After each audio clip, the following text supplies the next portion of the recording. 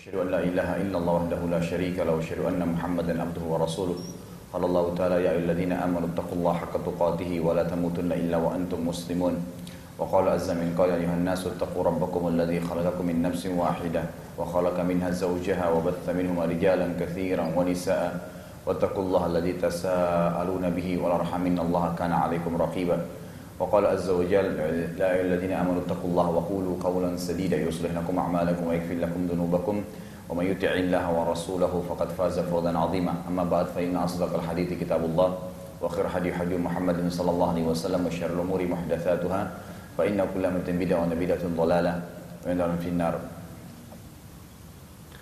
Kita masih melanjutkan tema Sirah An-Nabawiyah karena memang biasanya di akhir bulan kita menyelesaikan ini, dan juga pada pertemuan yang lalu sempat ya ada 1 atau 2 kali kalau tidak salah yang belum sempat dibahas ya. Baik, prosesi kenabian pada saat terakhir kita bahas bagaimana setelah Nabi SAW selama ya, sebelum penunjukan sebagai Nabi, beliau selalu menyendiri untuk ibadah kepada Allah SWT atau dikenal dengan Al-Khalwah. Pas sebulan sebelum penobatan Nabi SAW menjadi Nabi, tepatnya di bulan Ramadan, beliau tinggal di Gua Hira atau Gua Hira selama sebulan penuh. Tepatnya 27 hari, 28 hari lah beliau tinggal di situ, jadi tidak pas sebulan. Tepatnya pada malam ke-27 dari Ramadan, Jibril alaihissalam datang kepada Nabi SAW untuk pertama kalinya. Dan sudah saya jelaskan waktu itu, Gua Hira ini adalah tempat yang sangat tinggi sekali di gunung, dan cuman sebuah celah yang kecil, cuma cukup untuk 1 sampai maksimal 2 orang. Satu sisinya untuk masuk, sisi yang lainnya itu langsung menghadap ke Ka'bah.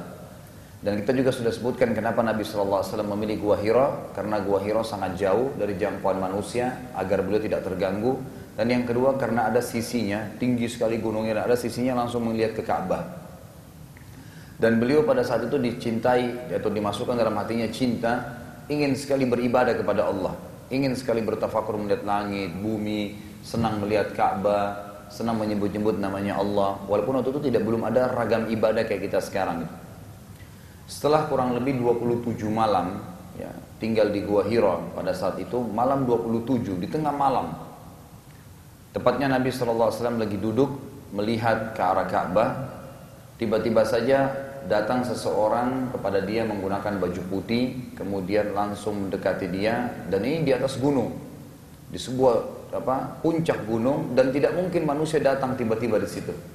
Beliau duduk sendiri dan pas untuk beliau, maka datanglah orang ini. Ternyata Jibril alaihissalam yang datang dalam poster laki-laki yang kemudian membawa sebuah kotak.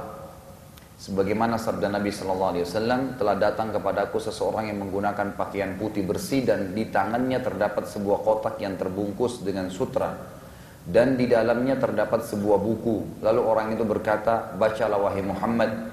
Aku berkata, aku tidak bisa membaca karena aku buta huruf.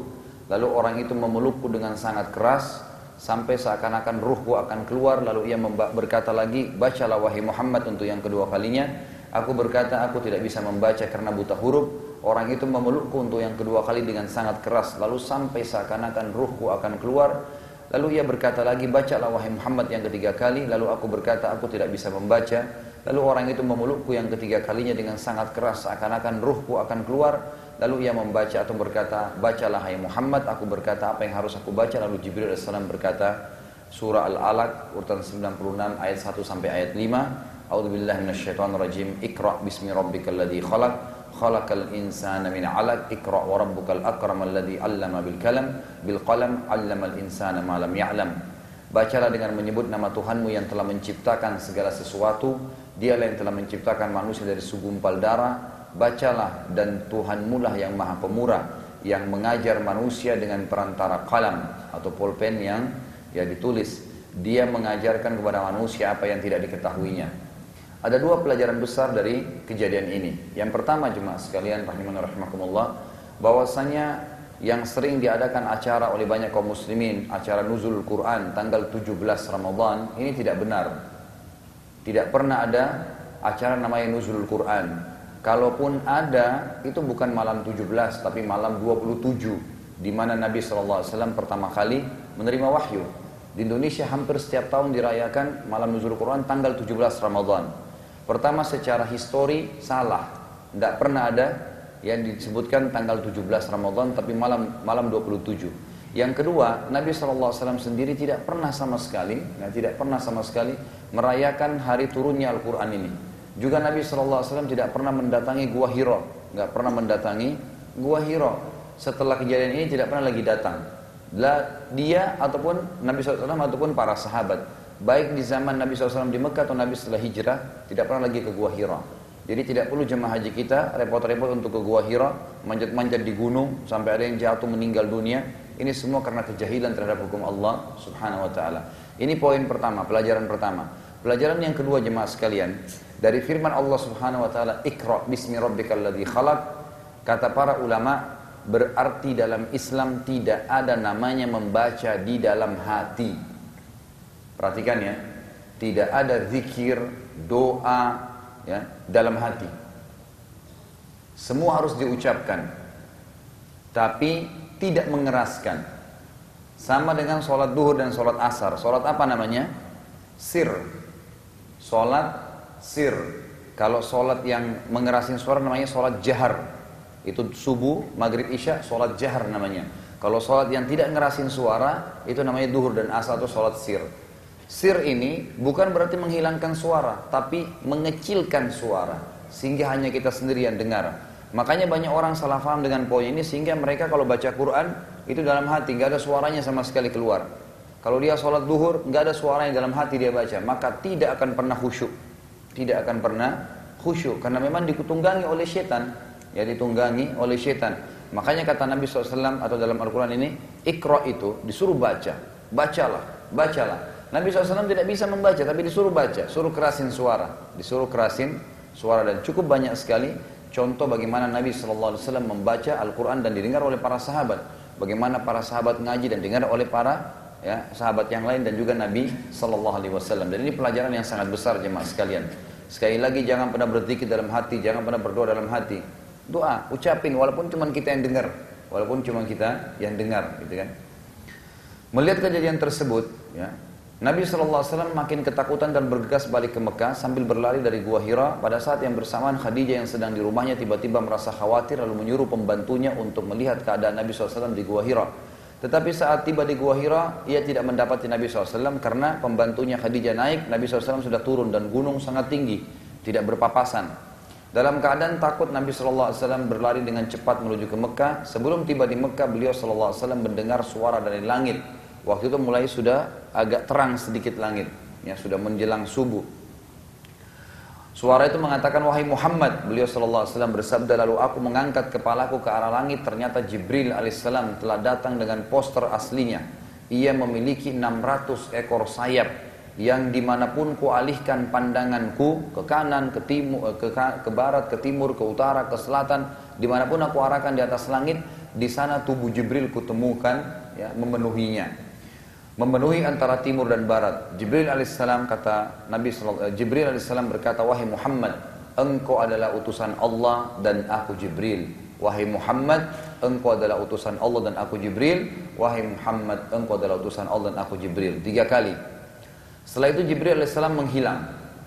Nabi SAW telah melihat Jibril alaihissalam dengan poster aslinya sebagai malaikat selama 2 kali semasa hidup beliau.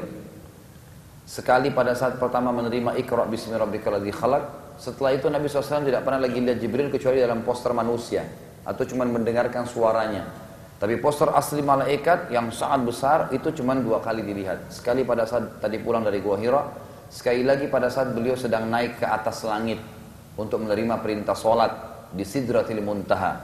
Itu Allah SWT ceritakan dalam surah An-Najm urutan 53 ayat 1 sampai ayat 18 yang bunyinya, "A'udzubillahi minasyaitonirrajim, wan najmi idza hawa ma dhalla sahibukum wa ma ghawa wa ma yantiqu 'anil hawa in huwa illa wahyun yuha 'allamahu syadidul quwa dzu mirratin fastawa wa huwa bil ufuqil a'la thumma dana fatadalla fakana qaba aw qausaini aw adna fa auha ila 'abdihi ma auha ma kadzabal fuadu ma ra'a afatumarunahu ala ma yara wa laqad ra'ahu nazlatan ukhra 'inda sidratil muntaha 'indaha jannatul ma'wa idh yaghsha as-sidrata ma yaghsha ma zaghal basaru wa ma tagha laqad ra'a min ayati rabbihil kubra. Demi bintang ketika terbenam, ya, maksudnya Allah SWT memastikan kalau sumpah begini, Allah mengatakan bintang itu pasti aku yang ciptakan. Kawanmu Muhammad atau kawan kalian Muhammad tidak pernah sesat dan tidak pula keliru. Gak usah ragu, memang dia utusan saya, dengarkan dan ikuti dia, kata Allah SWT. Dan tidaklah yang diucapkan itu, maksudnya Al-Quran, menurut hawa nafsunya. Memang dia menerima wahyu. Ucapan itu tidak lain hanyalah wahyu yang diwahyukan kepadanya, yang diajarkan oleh Jibril yang sangat kuat, yang mempunyai akal yang cerdas. Dan Jibril itu menampakkan diri dengan rupa yang aslinya. Sedang dia berada di ufuk yang tinggi. Kemudian dia mendekat, lalu mendekat lagi. Maka jadilah dia dekat dengan Muhammad dengan ukuran cuma 2 ujung busur panah atau lebih dekat lagi. Lalu dia menyampaikan kepada hambanya Allah Muhammad yang telah Allah wahyukan. Hatinya tidak mendustakan apa yang dilihatnya. Jadi apa yang dilihat oleh Nabi SAW, Jibril datang mendekat, itu benar. Ya. Maka apakah kalian wahai kaum musyrikin hendak membantahnya tentang apa yang telah dia lihat? Orang-orang musyrik mengatakan gila Muhammad ngaku ketemu Nabi, ketemu malaikat dan malaikat besarnya menutupi langit dan bumi. Gitu. Dia tidak percaya itu. Dan sesungguhnya Muhammad telah melihat Jibril itu dalam rupa aslinya pada waktu yang lain. Kapan waktu kedua? Tepatnya di Sidratil Muntaha. Apa itu Sidratil Muntaha? Pembatas antara Allah dengan makhluknya. Di atas langit ketujuh ada Sidratil Muntaha. Di bawah arsy-Nya Allah Subhanahu wa taala. Di dekatnya, dekat Sidrat Muntaha ada surga tempat tinggal. Mas, ini penting ya. Berarti kalau ditanya surga dari mana? Di langit. Ya, di langit Allah SWT. Dan di dekat Sidratil Muntaha sana, dekat singgasananya Allah Subhanahu wa taala. Makanya disebutkan dalam hadis yang sahih bahwasanya surga Firdaus, surga tertinggi, ya semoga kita termasuk di antaranya insyaallah penghuninya. Itu Bapak Ibu sekalian, atapnya adalah singgasananya Allah. Atapnya adalah singgasananya Allah. Berarti surga ada di sana. Dan surga sudah diciptakan oleh Allah Subhanahu wa taala. Muhammad melihat Jibril ketika Sidratil Muntaha diliputi dengan sesuatu yang meliputinya. Di sini sebagian riwayat mengatakan Nabi SAW waktu diantar oleh Jibril, yaitu naik 7 lapis langit ditembus sampai tiba di Sidratil Muntaha. Lalu Jibril AS berubah dengan postur asli sebagai malaikat dan diam. Lalu Nabi SAW berkata, wahai Jibril, saya harus kemana? Ya, kata Jibril, naiklah hai Muhammad, disuruh sampai ke Sidratil Muntaha untuk menerima langsung di bawah singgasananya Allah Subhanahu wa taala, ya, perintah waktu sholat. Lalu Nabi SAW berkata, kenapa kau tidak naik? Kata Jibril AS dalam hadis sahih ini, kalau saya melangkah sejengkal saja hai Muhammad dari tempat saya sekarang, maka saya akan hangus. Maka saya akan hangus, ya. Karena itu batas yang Allah kasih dia. Penglihatannya Muhammad tidak berpaling dari yang dilihatnya dan tidak pula melampauinya. Maksudnya Nabi Muhammad SAW seperti orang yang mimpi melihat itu semua. Sidratil Muntaha, Jibril berubah, kemudian dia naik melewati Sidratil Muntaha dan tepatnya berada di bawah singgasananya Allah Azza wa Jalla lalu menerima perintah sholat. Sesungguhnya dia telah melihat sebagian besar dari tanda-tanda kekuasaan Tuhannya yang luar biasa. Tidak pernah manusia sampai ke sana. Baru Nabi SAW. Tapi sekali lagi Nabi kita Muhammad SAW belum melihat Allah. Sebagaimana dalam hadis Bukhari diceritakan, Aisyah pernah bertanya kepada beliau, ya Rasulullah, waktu anda sedang mi'raj ke langit, hal tara rabbak, apakah anda melihat Tuhan anda? Maka jawaban Nabi SAW, nurun ala nur anna arah. Allah itu cahaya di atas cahaya, bagaimana saya bisa melihatnya? Bagaimana saya bisa melihatnya? Lalu Nabi SAW saat tiba di rumahnya setelah itu, dan disambut oleh Khadijah, sementara wajah beliau sangat diliputi dengan ketakutan dan pucat. Khadijah melihat hal tersebut dan mengetahui kalau suaminya ketakutan, maka ia di sini ada riwayat sebenarnya beliau menunggu Nabi SAW berkata. Lalu Nabi SAW cuma mengucapkan satu kalimat, selimutilah saya, zammiluni zammiluni. Nah. Ini juga riwayat lain mengatakan Khadijah sempat bertanya, ada apa wahai suamiku? Kenapa kamu seperti ini? Kata Nabi SAW, selimutilah aku, selimutilah aku. Setelah Nabi SAW merasa tenang, dalam beberapa athar dikatakan, beliau duduk, diberikan air minum oleh Khadijah, setelah tenang, barulah Nabi SAW menjawab pertanyaan Khadijah dan menceritakan seluruh kejadian tadi. Lalu apa yang terjadi jemaah sekalian? Waktu mendengar cerita Nabi SAW di zaman itu, tidak ada lampu, nggak ada pesawat, nggak ada kendaraan ya berteknologi kayak kita sekarang.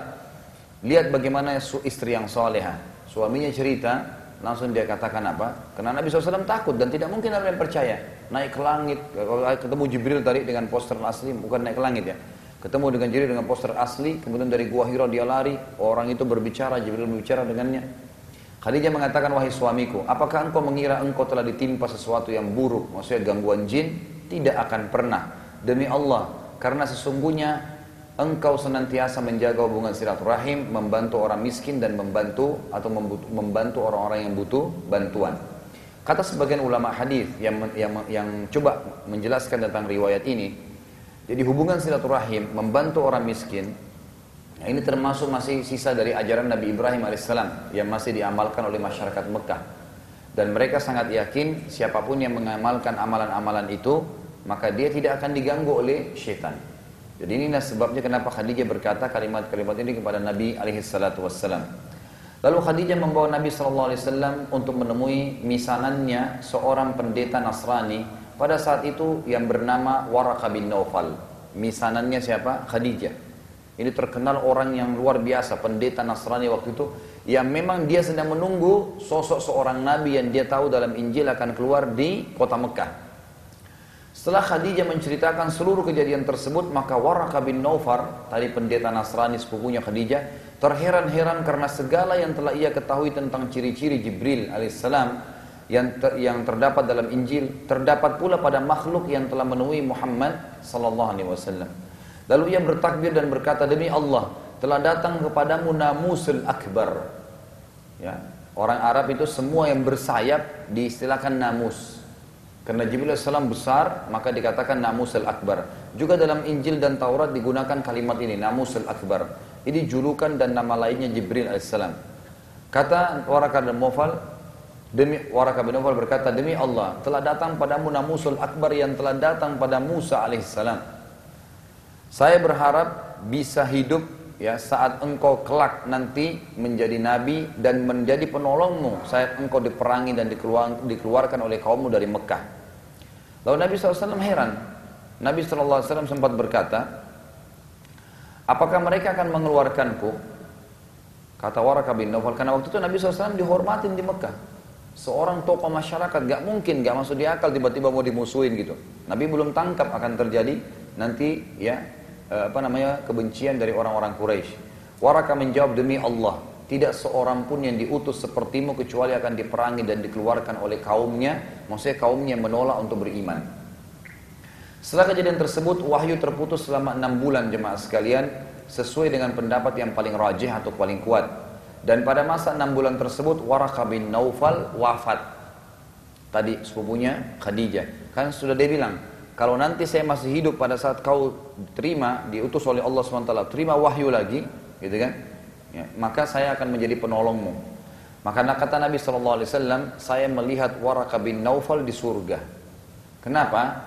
Karena dia sudah ingin mengikrarkan syahadat kalau memang nanti pada saat kau diutus menjadi Nabi. Jadi pada saat tadi penyampaian Jibril, wahai Muhammad, aku Jibril, engkau Rasulullah, itu baru penyampaian. Belum prosesi penobatannya. Ya, belum prosesi penobatannya. Ya, turunnya juga Iqra bismillahirrahmanirrahim dikatakan ayat pertama dan nanti Nabi SAW yang mengatakan masukkan di dalam bagian Al-Quran sesuai dengan perintah Allah SWT. Itu karena tekadnya ingin memeluk agama Islam setelah kasus penerimaan wahyu Nabi SAW, jadi Allah Subhanahu Wa Taala memasukkannya ke dalam surga karena itu. Ada tujuan utama kenapa wahyu terputus selama 6 bulan. Setelah turun Iqra, nggak pernah turun lagi wahyu. Yang pertama agar Nabi SAW terlepas dari rasa takutnya yang mendalam setelah bertemu dengan Jibril AS dalam poster aslinya sebagai malaikat. Masih ketakutan. Waktu itu Nabi SAW 40 hari 40 malam nggak bisa gerak dari ranjangnya karena ketakutan alaihissalam. Jadi 6 bulan itu sudah berarti sudah kendor ketakutan itu. Yang kedua, muncul dalam hati Nabi SAW rasa rindu akan ketemu lagi, penasaran, pengen tahu lagi. Dan kesiapan penuh dalam menerima wahyu. Tujuan utama tersebut telah terlaksana karena Nabi SAW selama 6 bulan tersebut terus-menerus keluar ke padang pasir dengan harapan Jibril alaihissalam datang lagi dan menyampaikan wahyu lagi kepada beliau alaihissalam. Karena setelah disampaikan oleh Waraqah bin Nawfal bahwasanya itu adalah Jibril, maka Nabi SAW makin yakin dan akhirnya menunggu lagi datangnya Jibril.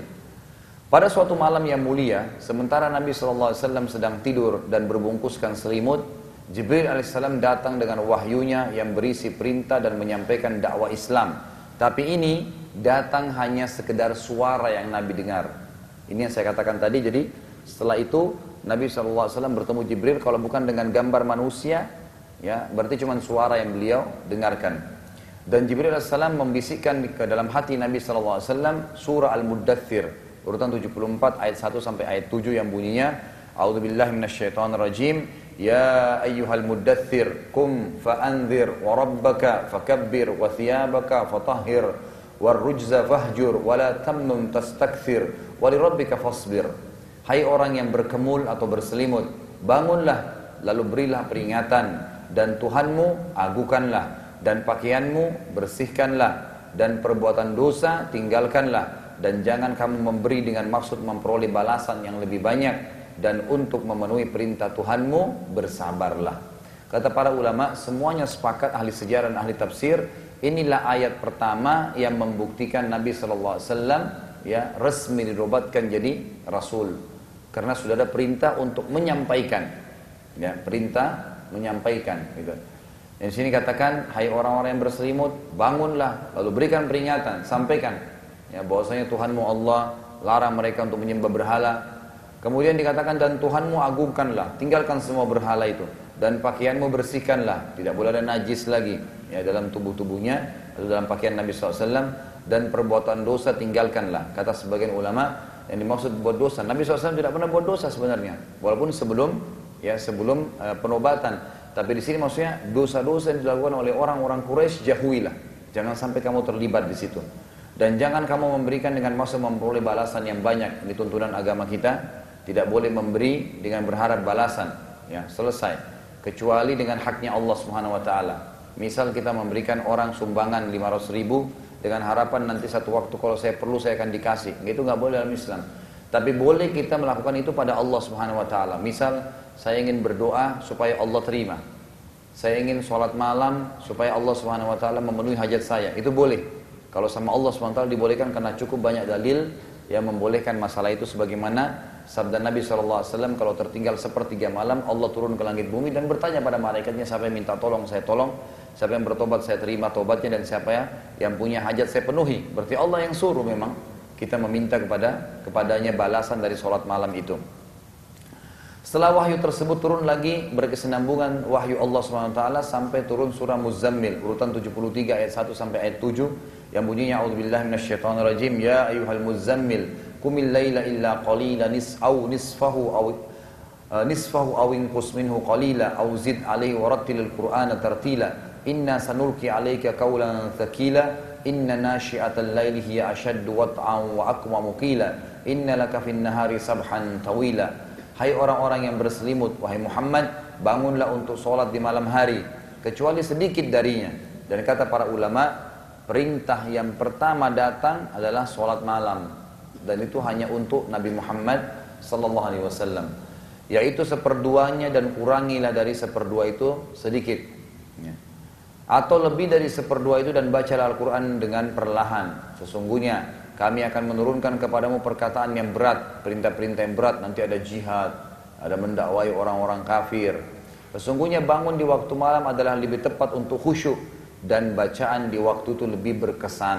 Ini berlaku untuk kita semua tentunya.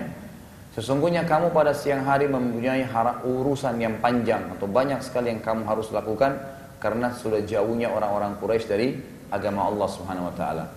Setelahnya yang keempat, ya, turun setelah tadi Iqra al-Alaq, kemudian turun Al-Muddathir, kemudian Al-Muzammil, kemudian Ad-Duha. Surah Ad-Duha ini urutan 93 ayat 1 sampai ayat 11 bunyinya, ini lengkap turun, dan ini surah pertama turun lengkap dalam Islam, ya. Dikatakan oleh Allah SWT, A'udzubillahi minasyaitonir rajim, wad-duha wal-laili idza saja ma wadda'aka rabbuka wa ma qala walal akhiratu khairul laka minal ula wala sawfa yu'tika rabbuka fatarda alam yajidka yatiman fa'awa wajadaka dhallan fahada wa wajadaka 'ailan fa'agna famal yatima fala taqhar wa ammas sa'ila fala tanhar wa amma bi ni'mati rabbika fahaddits. Demi waktu matahari sepenggalannya yang naik, dan demi waktu malam apabila telah sunyi. Maksudnya ingatlah di waktu matahari mulai terbit, itu mulai terasa panas, terang, itu termasuk tanda-tanda kekuasaan Allah. Kemudian juga pada saat malam mulai senyap dari matahari sunyi, itu juga tanda-tanda kebesaran Allah. Tuhanmu tidaklah meninggalkanmu wahai Muhammad, dan tidak pula benci padamu karena wahyu putus 6 bulan tadi. Allah tidak membenci Nabi SAW, tapi ada alasannya sebagaimana kita jelaskan tadi.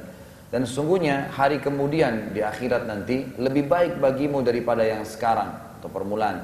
Dan kelak Tuhanmu pasti memberikan karunia-Nya kepadamu. Maksudnya kau akan dapat balasan surga kalau kau sabar. Lalu hatimu akan merasa puas dengan balasan dakwah di akhirat nanti. Bukankah dia mendapatimu wahai Muhammad sebagai seorang yang yatim? Ya, saya katakan tuh hari, perhatikan yatim ini. Ya, siapa orang yatim itu, anak yatim? Ada yang tahu? Yang meninggal ibunya, ayahnya. Yang meninggal ibunya bukan anak yatim. Ya, perhatikan ya. Di Indonesia ditambah yatim piatu. Apa itu piatu? Istilah bagi orang yang meninggal ibunya. Dalam Islam tidak ada. Jadi anak yatim hanya yang meninggal ayahnya. Dikatakan yatim karena tidak ada lagi penaungnya. Ayah yang memberikan nafkah, maka dikatakan anak yatim. Jadi kalau yang meninggal adalah ibunya, bukan anak yatim. Tidak ada urusannya dengan istilah yatim itu. Yang kedua, anak yatim itu hanya sampai balik. Jangan bapak-bapak, ibu-ibu, dan nenek-nenek, kakek-kakek ngaku yatim ya. Lalu dikatakan, karena Nabi SAW yatim, dulu Allah mendapatkan kamu dalam keadaan yatim, tidak ada ayahmu meninggal, gitu kan?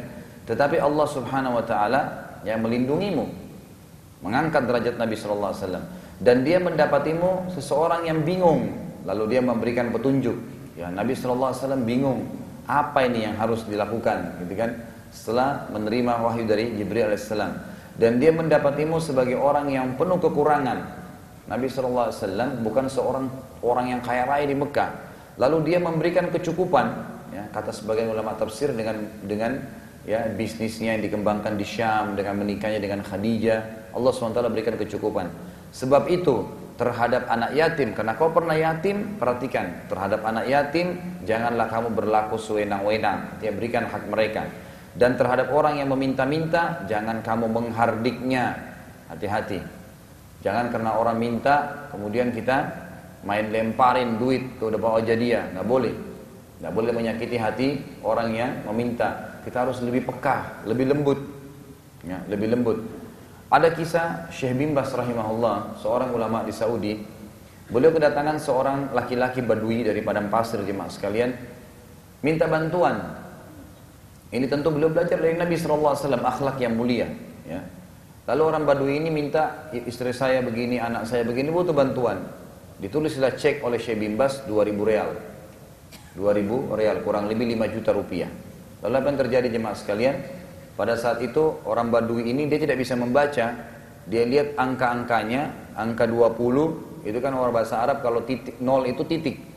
Dilihat 2000 itu 2 dengan 4 titiknya, ditambah sama dia 1 titiknya. Jadi berapa? 20.000. Dia lupa, ya, dan memang dia tidak bisa membaca. Di bawahnya ada tertulis terbilang, ada terbilangnya. Titiknya jadi 5, 20.000, tapi tulisannya 2.000 real, bukan 20.000. Dia harapannya pas tiba di bank akan dikasih oleh bank 20.000. Dan itu ada stempelnya Syekh bin Baz. Begitu sampai di kasir, dilihat oleh kasirnya, stempel Syekh bin Baz terkenal, ulama besar di Saudi. Terus kenapa ini bisa? Kelihatan kan pulpen juga ditambah itu beda titiknya. Lalu dia bilang ini penipuan, ditangkap orang itu, nggak dikasih. Dibawa oleh polisi ke rumahnya Syekh bin Baz. Lalu pada saat tiba di rumah Syekh bin Baz rahimahullah, ditanya, Syekh, kata sama polisinya, apakah anda mengeluarkan cek untuk orang ini? Dia bilang iya. Berapa jumlahnya? 2.000 real. Ini orang mau menipu Syekh. Kenapa? Dia tambah titik 1. Apa yang dilakukan oleh Syekh bin Baz rahimahullah? Beliau memanggil sekretarisnya, suruh buat cek baru, suruh tulis 20.000. Lalu Syekh bin Baz bilang, kasih dia. Kitalah yang tidak mengerti hajat saudara kita. Jadi Nabi Syekh bin Baz rahimahullah bukan menyalahkan orang itu kena nambahin titik. Tapi dia mengatakan apa? Kita lah yang tidak mengerti hajat saudara kita. Dikasih 20.000 bener. Ya. Bagaimana dibalik itu, dimanuver keadaan gitu. Jadi jangan sampai kita menghardik, menyalah-nyalakan orang minta-minta. Perhatikan, setiap kita sedang membantu orang yang susah, jemaah sekalian, tidak usah khawatir. Kalaupun dia menipu, dia minta proposal masjid, ternyata nggak mau masjid, tetap kita dapatkan pahala masjid. Ya, tidak ada urusannya dengan dia, walaupun dia menipu. Ayat 11, dan telah terhadap nikmat Tuhanmu maka siarkanlah, silakan sampaikan nikmat Tuhanmu itu. Ada beberapa orang dari Quraisy yang bertauhid kepada Allah sebelum diutusnya Nabi SAW menjadi Nabi. Ya, maksudnya di sini siapapun yang tidak nyembah berhala sebelum Nabi SAW diutus menjadi Nabi, ya, itu kalau meninggal masuk surga. Karena mereka masih berpegang dengan ajarannya Nabi Ibrahim alaihissalam. Tapi kalau ada yang menyembah berhala, seperti kakek Nabi SAW Abdul Muttalib, itu menyembah berhala meninggal dalam keadaan kufur, maka berarti masuk ke neraka, gitu kan? Disebutkan dalam buku sejarah bahwasanya ada 4 orang yang bertauhid kepada Allah sebelum Nabi SAW diutus menjadi Nabi. Selain Nabi SAW yang mendakwakan tauhid, artinya beliau sendiri sebelum diutus jadi Nabi memang tidak pernah sembah berhala. Terdapat pula dari orang-orang Quraisy yang mengesahkan Allah Subhanahu wa taala, di antaranya adalah Zaid bin Amr bin Nufail dan Uthman bin Talha, juga Waraka bin Naufal, tadi sepupunya Khadijah. Mereka bertiga merasa terganggu dengan penyembahan berhala, maka mereka sepakat mencari orang yang paling pintar di muka bumi agar mendapatkan agama yang benar. Uthman bin Talha dan Waraka bin Naufal bertemu dengan seorang pendeta Nasrani, lalu keduanya masuk agama Nasrani. Sedangkan Zaid bin Amr bin Nufail mempunyai kisah sendiri. Kisahnya adalah setelah bertanya cukup banyak siapa orang yang paling pintar di muka bumi, maka ia ditunjukkan oleh sebagian masyarakat kepada seorang pendeta Yahudi. Lalu ia minta petunjuk dan meminta dituntun agar menganut agama Yahudi. Pada saat bertemu dengan pendeta Yahudi itu, pendeta Yahudi bilang, engkau tidak akan menjadi Yahudi kecuali engkau sudah minta kepada Allah agar dimurkahi dulu. Allah murka dulu padamu, lalu kau bertobat. Ini ajaran yang aneh, ya. Disuruh minta murka dulu. Jadi kita sekarang kalau ke Israel mau masuk agama Yahudi, naudzubillah, memang tidak ada yang mau masuk gitu kan. Maka dia kita minta dulu kepada Allah, ya Allah murka dulu dengan saya, baru dia taubat gitu. Ajaran yang tidak masuk di akal, ya. Zaid berkata, sesungguhnya aku keluar dari murkahnya Allah. Tunjukkanlah aku jalan lain. Pendeta Yahudi itu bilang, saya tidak tahu kecuali engkau menganut agama Hanif. Agama Hanif ini agama yang dibawa oleh Nabi Ibrahim alaihissalam, agama yang lurus, tidak sembah-sembah yang lain. Zaid bertanya, agama apa itu? Pendeta mengatakan, agama Ibrahim alaihissalam, ya, yang murni bertauhid. Zaid berkata, tuntunlah aku, bagaimana caranya faham agama itu? Pendeta mengatakan, saya tidak tahu karena agama itu sudah lama menghilang. Intinya kamu bertauhid, nggak nyembah selain Allah. Udah yakini yang ciptakan langit, bumi, udara, air dan sebagainya Allah, cukup itu. Setelah itu, ya, lalu kata Zaid, tuntunlah aku. Kata pendeta, saya tidak tahu karena agama itu sudah lama menghilang, intinya aku bertauhid. Zaid berkata lagi, tolong tunjukkan jalan yang lain. Pendeta menjawab, saya tidak tahu lagi kecuali engkau menemui pendeta Nasrani. Setelah tiba, bertemu dengan pendeta Nasrani, Zaid minta keterangan lalu minta dituntun untuk menganut agama Nasrani. Kata pendeta Nasrani apa? Engkau harus sesat dulu, lalu minta petunjuk agar dapat hidayah. Dan inilah sebabnya kenapa Abdullah bin Abbas berkata radhiyallahu anhuma, tafsir ghairil maghdubi alaihim, bukan orang yang kau murkai Allah adalah orang Yahudi, ya. Waladhdallin, dan bukan orang sesat, itu adalah Nasrani. Jadi Yahudi dikatakan Allah murka karena mereka tahu kebenaran tapi mereka nolak, tidak mau beriman. Kalau Nasrani mau berdakwah tapi nggak tahu kebenaran, mereka tidak tahu kebenaran. Zaid berkata, sesungguhnya aku lari dari kesesatan. Untuk apa kau minta sesat dulu? Tunjukkan aku jalan yang lain. Pendeta mengatakan, saya tidak tahu kecuali engkau menganut agama Hanif. Zaid bertanya lagi, agama apa itu? Pendeta itu mengatakan agama Ibrahim alaihissalam, yang murni bertauhid. Setelah itu Zaid kembali ke Mekah dan di tengah jalan dia berkata, ya Allah, aku bersaksi bahwasanya aku menganut agama Ibrahim alaihissalam, aku beragama Hanif. Aku akan menyembah Allah saja tanpa menyekutukannya, dengan tidak menyembah berhala. Tetapi aku tidak tahu bagaimana cara ibadah. Setelah memasuki Mekah, ia mulai mendakwai orang-orang Quraisy agar mengesahkan Allah Subhanahu wa taala, tapi mereka menolak. Rasulullah SAW bersabda, "Aku melihat Zaid bin Amr bersandar di dinding Ka'bah, sementara orang-orang Quraisy lagi tawaf sambil bertalbiyah, labbaik Allahumma labbaik, labbaik la syarika laka labbaik, innal hamda wan ni'mata laka wal mulk la syarika lak." Sampai di sini, ini ajaran Nabi Ibrahim alaihissalam yang sekarang kita amalkan. Pernah kalau anda masih ingat, ada seseorang yang bernama Amr bin Luhai yang dulu mengubah talbiyah, ditambah dengan kalimat syirik, illa syarikan huwa lak tamlikuhu wa ma malak. Ya, jadi labbaik Allahumma labbaik, tidak ada ya Allah aku datang menjawab panggilanmu, labbaik la syarika laka labbaik, ya kami benar-benar datang menjawab panggilanmu tanpa ada sekutu bagimu, innal hamda wan ni'mata laka wal mulk, segala puji dan nikmat serta kerajaan hanya milikmu, tidak ada sekutu bagimu. Lalu ditambah dengan kalimat syirik, illa syarikan huwa lak, kecuali sekutu yang engkau miliki. Berarti dia mengadakan sekutu yang engkau menguasainya, tamlikuhu wa ma malak, dan apapun yang dia miliki. Tapi ini tambahan syirik. Pada saat sampai di kalimat syarika lahul mulku lakal mulku laka innal hamda wan ni'mata laka wal mulk la syarikalak. Lalu Zaid bin Amr berkata, cukup sampai situ. Jangan ditambah lagi gitu. Tapi orang-orang Quraisy tidak mempedulikan dia. Zaid juga melarang orang-orang Quraisy untuk menyembelih selain untuk Allah dengan cara dan memakan bangkainya. Karena orang-orang Quraisy dulu menyembelih hewan untuk berhala. Kemudian mereka juga kalau ada hewan yang sudah mati pun boleh dimakan. Bangkai dilarang oleh Amr, padahal Amr tidak ngerti apa-apa gitu. Maksudnya Zaid bin Amr ya, dia tidak ngerti hukum itu, tapi dia menganggap hatinya berkata itu tidak baik. Seraya berkata pada mereka, hewan-hewan tersebut diciptakan oleh Allah. Lalu kenapa kalian menyembelih untuk selainnya? Hanya Allah yang ciptakan, lalu kenapa disembelih untuk berhala? Zaid bin Amr rahimahullah wafat 5 tahun sebelum penobatan Nabi SAW. Dan beliau SAW bersabda, aku melihat Zaid mengenakan pakaian-pakaiannya di surga. Artinya dia masuk ke dalam surga karena tauhidnya. Juga hadis lain dikatakan Nabi SAW bersabda, Zaid akan dibangkitkan seakan-akan satu umat sendiri dia. Jadi dalam hadis lain dikatakan, nanti setiap Nabi berdiri di hari kiamat di mahsyar, ada pengikutnya. Ada juga Nabi yang diutus oleh Allah SWT, tidak ada pengikutnya satupun, Allah mau hancurkan semua, maka dia sendiri. Zaid bin Amr juga ini akan dibangkitkan sendirian.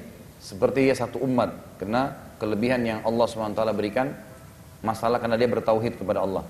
Nabi SAW bersahabat dengan Zaid, hanya saja ia meninggal sebelum masa kenabian. Di antara orang-orang Quraisy juga yang bertauhid, yang keempat adalah dan tidak berbuat syirik, sebelum masa kenabian seseorang yang bernama Qis ibn Sa'ilah. Qis mendakwakan Quraisy, tetapi mereka tidak mau mendengarkannya, bahkan mereka mengusir Qis, serta pada saat itu karena Qis melempari ya berhala-berhala mereka dan akhirnya membuat Qis hidup sendiri di padang pasir.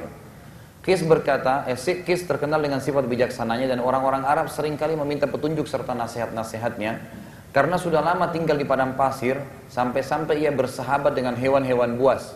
Dinukil dalam beberapa kisah dikatakan ada seseorang yang datang padanya untuk meminta nasihat dan orang itu melihat Qis sedang minum di sekitar beberapa ekor singa yang dia sempat berkata kepada singa tersebut waktu berebut dengan temannya minum sambil memukul tubuhnya singa itu mengatakan berikanlah kesempatan pada temanmu untuk minum. Jadi dia bersahabat dengan singa-singa itu karena sudah lamanya tinggal di padang pasir. Qis pun meninggal sebelum kenabian, sebelum masa kenabian. Baik, sampai sini kita isi materinya. Seperti biasa nanti dibuka pertanyaan insyaallah. Kalau benar dari Allah SWT, kalau ada salah dari saya mohon dimaafkan. Subhanakallahumma bihamdika asyhadu an la ilaha illa anta astaghfiruka wa atubu ilaik. Wassalamualaikum warahmatullahi wabarakatuh.